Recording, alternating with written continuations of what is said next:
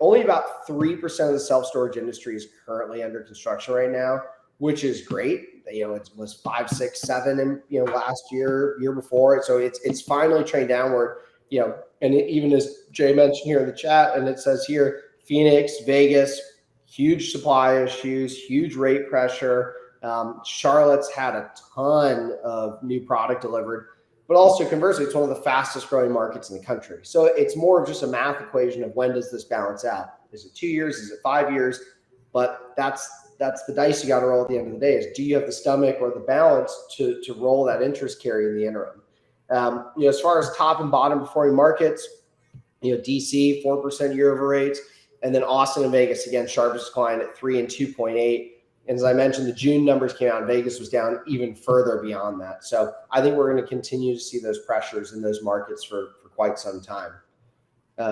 As far as REIT rate performance is concerned, if any of us have operated in any major markets near any of the REITs, we've all felt the pressures.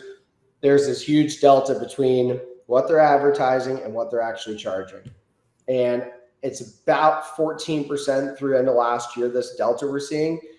And what's crazy is their year over year NOI growth is unbelievable. And they've been able to crush it and perform it like that. The problem is it works when one or two companies are playing this game. But when everyone plays it, it's this race to the bottom. And we've seen it really start to hammer a lot of these markets.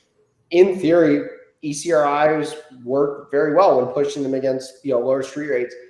But I think, again, as we saw in California with the bill that's been faced, this could be a further issue nationwide if we get too aggressive with these practices. So it'll be really interesting to see how this plays out.